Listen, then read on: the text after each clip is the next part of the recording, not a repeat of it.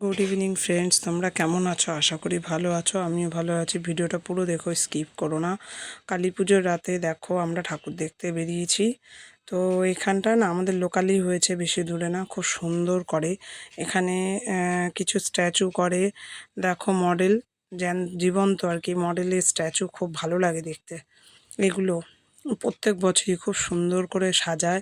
দেখো এটা হচ্ছে এক জায়গার কোথাকার মহাশ্মশান, যদিও শ্মশান। এখানে যে পুতুল দিয়ে করেছে, আর একজন সাধু আছে, উনি জীবন্ত।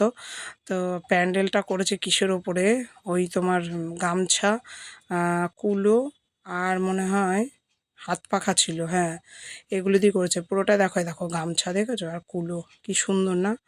একদম নিত্য নতুন এইরকম গামছা দিয়ে প্যান্ডেল প্রথম দেখলাম। আর এই মায়ের মন্দিরটা এখানকার প্রতিষ্ঠিত মন্দির, খুবই ভালো, আমাদের স্টেশনের গায়ে।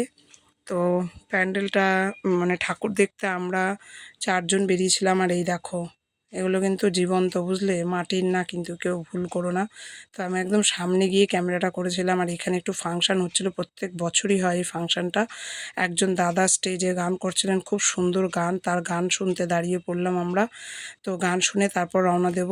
অন্যদিকে প্যান্ডেল দেখাও বাকি আছে, আমি আর মা দাঁড়িয়ে আছি, দেখেছো, গান শোনার জন্য। খুব সুন্দর। তা ভিডিওটা কেমন লাগলো অবশ্যই জানিও।